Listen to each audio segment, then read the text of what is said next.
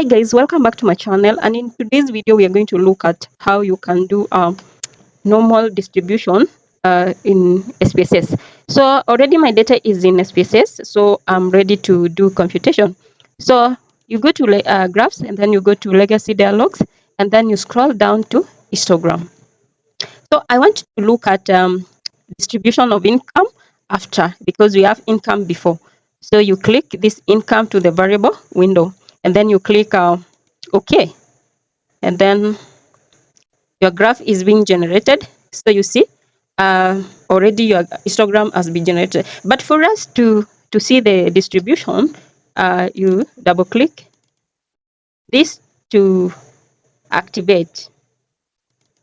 So you click this, you double click this graph to activate the chart editor. So in the chart editor, you're going to click here, and then you have chart size. You can adjust your chart size if you want. You can also the line color, you can change it to be yellow, then you apply. You can also the variables, you can change them to be in frequency, to be in percentage. And then you have distribution curves. So you have the normal, uniform, exponential, and Poisson, and other curves. So we want to have the normal, so you close it, and then you see now your normal distribution curve has been generated. So you can deduce now if this income after is normally distributed or not. So we have the medley like around here. The mean is 574. So we have that mean around here. So you can see that this income is normally distributed because it's not skewed to one side. So it's normally distributed.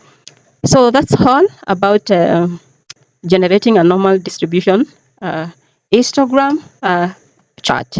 So thank you so much for watching this video. I hope it is going to help you. So you have generated normally distributed curve, but in case you want to see distribution of income in terms of gender, so you go to graph, then legacy dialogues, go back to histogram, and then now we want to see in terms of gender. So you are going to take your gender here, and then you're going to click OK. And then let's see what's happened.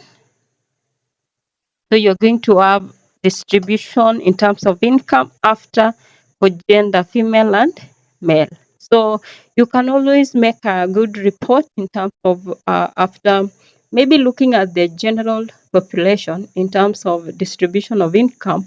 You can go back and say that let's look at now in terms of gender. So you can double click your graph so that you can activate the editor, the chart editor, and then you have your your normal distribution curve being generated. So you can see